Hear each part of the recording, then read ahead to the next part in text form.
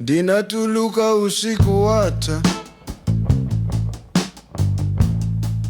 miseu inalichete dinachula zina lako mumdima koma munali mutapita kale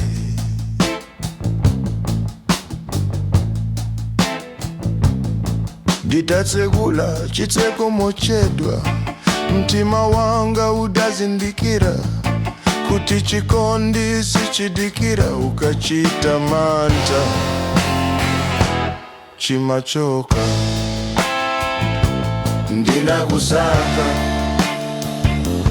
ndinakusaka miseu mapempero sweka chikondi sichidikira kosata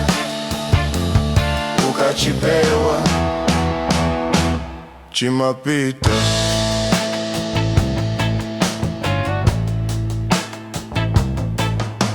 alonda andifunsa ndine yani ndinati ndataya wokondedwa wanga chifukwa cha manta anga chifukwa cha kuchedwa kwanga ngati ndikakupeza ninso sindikusiyani mtima wanga walipira mtengo wa kukhala chete ndinakusaka ndima mpaka mawa zimene chikondi chimachotsa mwaka chete chete zimavutanso kuzipezanso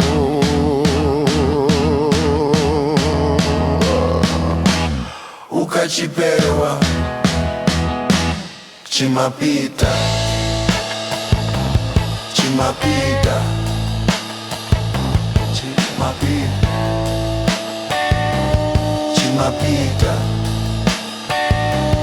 chimapita